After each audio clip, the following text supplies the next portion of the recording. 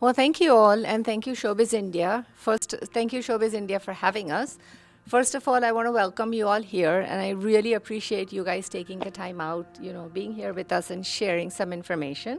As a South Asian person of color, have you experienced any hate crimes, hate speech, or discrimination in the United States? I moved here to the US 2 months before 9/11 from Dubai, which was involved in the attacks, 9/11. And I started high school here, 11th grade. So when I was in school, I didn't face a lot of racism inside of the school because I kind of kept to myself, very quiet, shy. I didn't know anyone, so I didn't want to get involved anywhere. So when I was filling up gas, this lady comes up to me, and I was a few months in. I was like kind of fearful, like, who is this person? So she hands me a pamphlet. And on the pamphlet, it said something about Christian and converting to Christianity. And she had spoken some words, and then she just walked away. And I was still in my fear, not knowing what was going on. So I just took it, and I filled up gas, and I walked away and in my car and went. So after that, I started processing, like, what actually happened, right? And I realized this was some sort of hate. She assumed that I was Muslim, and she said that, it's better to convert to Christianity. And she handed this pamphlet that was about their religion. And it took me a little bit to process this, but then once I got to it, I had a little bit of anger inside of me. Like, why did this happen to me? So this is when I was in Ohio, Cincinnati, when I was in this team of dietitians, nurses, physicians, interns, and we were walking towards our offices. And suddenly one of the team members who was Caucasian, she asked me, "Hey, when are you going back home?" And I turned back, and I really did not understand her question or her comment. I thought, because it was late in the evening after clinic, I don't know if she was asking me when I'm going back to my home. So I said, "What do you mean?" She said, "Are you thinking of going back to India?" And it just took me to, I was just, I still can feel that pause in my mind that, okay, how should I respond to her? I can give you several incidents that how I was treated, and I didn't take it like other people take it. I gave them back. There was a chief of staff who was not giving my privileges, and I saw him in the parking lot, and I was getting out of Mercedes, and the guy looked at him and said that, "You're driving Mercedes with a pediatrician?" I say, "You're a chief of staff, but I know you are living in an apartment. I live in a beautiful home. I would let you come and visit one day." And then immediately next day he gave my privileges. I was at the LAX airport, sitting in my car and waiting for someone to come. I get a knock on my window. So I open my window, and the guy says, "Go back to your country." And that bothered me. So I open the door, and I come out and tell him, "What do you mean?" And he says, "Go back to your country." I said, "Even then, you need to go back to your country, because this country is a melting pot, and you are not a part of, if you don't consider me, then you're not part of it, because the originals were the Native Americans. So you need to go back." In a huff, he left. As a South Asian attorney, when I had initially started out my practice, I'd noticed that a lot of judges would just have a different tone when they would speak with me.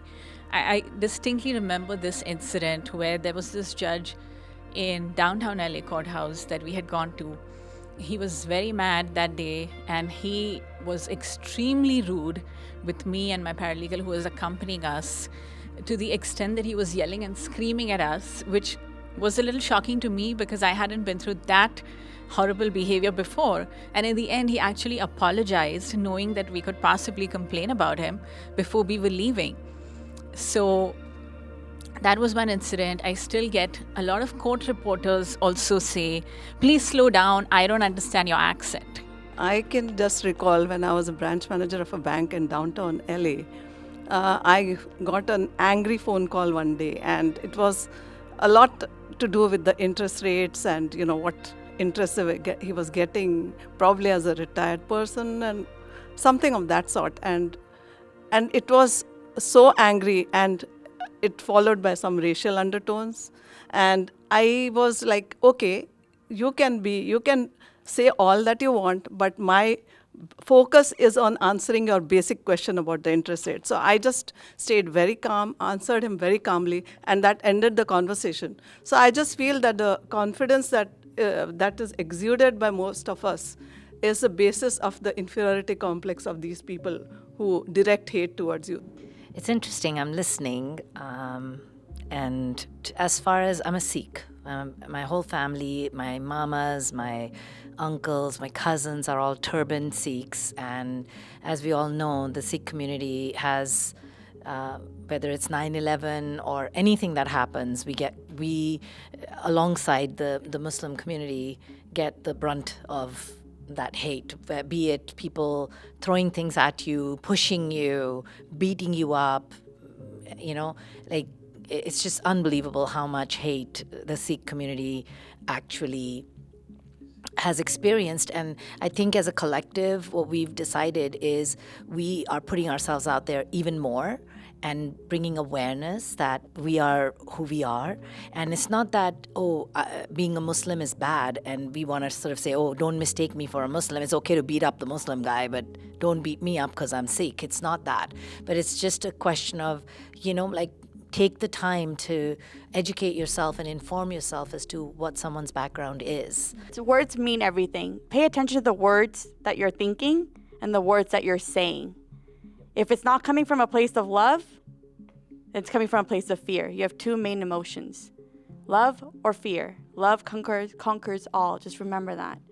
So pay attention. What am I thinking up here and what am I saying? Because that becomes our reality. The one biggest thing I have always faced is we are Nepali and we are very proud to be Nepali, but everyone will ask, are you Indian? And now we are so tired that we just say, yeah. So people should stop calling Indian to all brown people and start using South Asians, because there are many other, like Pakistani, Bangladeshi. They cannot just call, are you Indian? Do you think people would be scared to report a hate crime? I can give you very good examples in our hotel industry. Anytime the guest has abused the rooms and whatnot, the hoteliers are not willing to call police department to report the damage the guest has left. In fact, most of the hoteliers there, only one person stood up, if you recall. Only one person stood up and said, I call the police department and this is what happened. But again, the answer is, it is a fear that people are worried about. There's a lot of residual trauma from our histories that we carry, our ancestors carried, and experience that we carry in our body. So the mental health, the mind, body, spirit alignment, that's all really important. And that's where that divide comes. It's the residual trauma from years and years, hundreds of years of imperialism, right? And being colonized and then coming into the colonizer's country and having to find your power here. So healing and going through that trauma, processing that trauma is really important. You're better able to deal with these kind of things with compassion and understanding that, yes, that person that just directed hate towards you comes from a place of a scarcity mindset. It comes from a place of fear themselves. That's what we do at our nonprofit organization, Sahas for Cause. We've taken on this challenge of stopping Asian hate by empowering Asians and Southern Asians, and to be specific, by helping each other kind of get empowered and feel that you are home, you have the rights, and just, getting back to your roots, getting back to your culture, or being one with yourself as a human being will help you in this journey and help you fight this battle of hate being spread.